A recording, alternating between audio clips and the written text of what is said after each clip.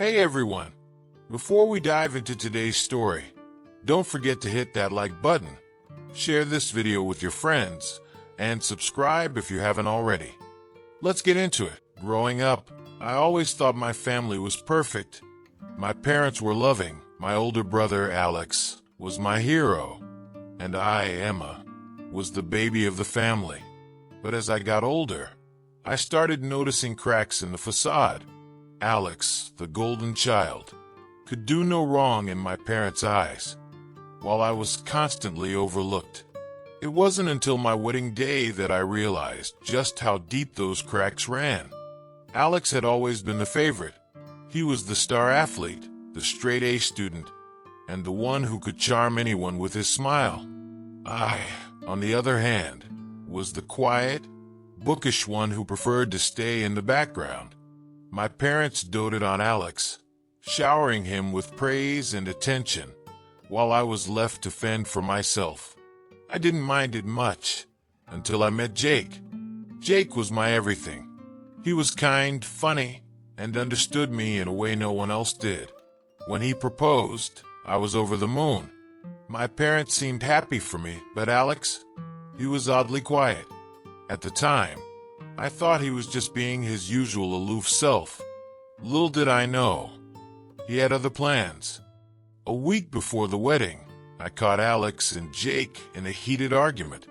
I couldn't hear much, but I caught snippets of their conversation. "You promised," Alex hissed.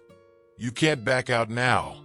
Jake looked torn, his face pale. When I confronted him later, he brushed it off, saying it was just guy stuff. I wanted to believe him, but something felt off.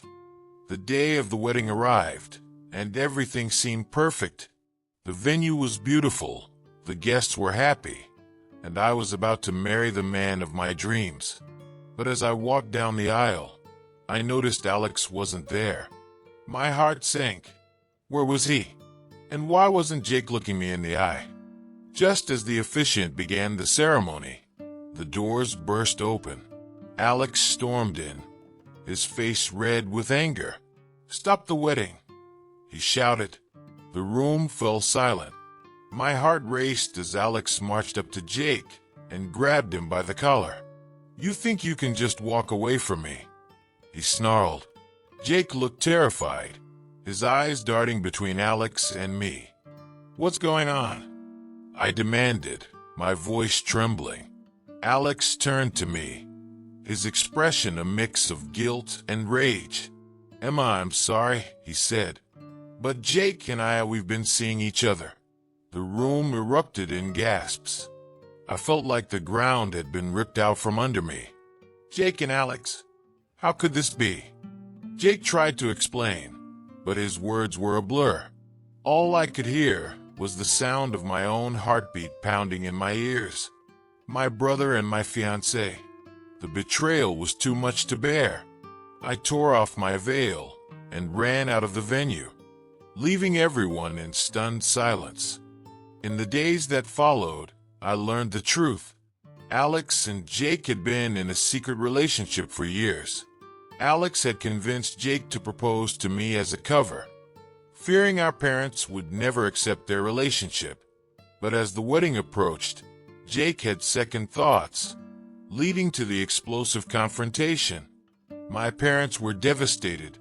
They had no idea about Alex's sexuality, let alone his relationship with Jake. Alex tried to apologize, but I couldn't forgive him. Not yet. The betrayal cut too deep. Jake, on the other hand, disappeared, leaving behind a note saying he needed time to figure things out. Months passed, and I slowly began to pick up the pieces of my life. I moved to a new city, started a new job, and tried to forget the pain. But Alex wasn't ready to let go. He reached out, begging for forgiveness, saying he never meant to hurt me. It took time, but eventually I agreed to meet him. We sat in a quiet cafe, the air thick with tension. Alex looked different, older, more worn. "I'm so sorry, Emma," he said, his voice breaking. I never wanted to hurt you. I was just scared. I could see the pain in his eyes. And for the first time, I realized how much he had been struggling too. It wasn't easy, but over time, we began to rebuild our relationship. Alex came out to our parents, and while it was a difficult adjustment, they eventually accepted him for who he was. As for Jake, he reached out to apologize, but I told him I needed to focus on myself. Some wounds take longer to heal. Looking back, I realized that my family was never perfect. We all have our flaws, our secrets, and our struggles. But in the end, it's how we handle those challenges that define us. Alex and I are closer now than we've ever been. And while the road to forgiveness was long, it was worth it.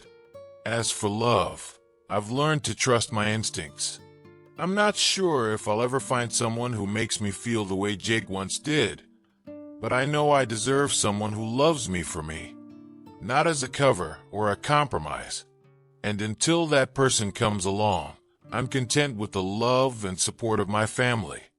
So, to anyone out there who's been betrayed or hurt, know this: you're stronger than you think.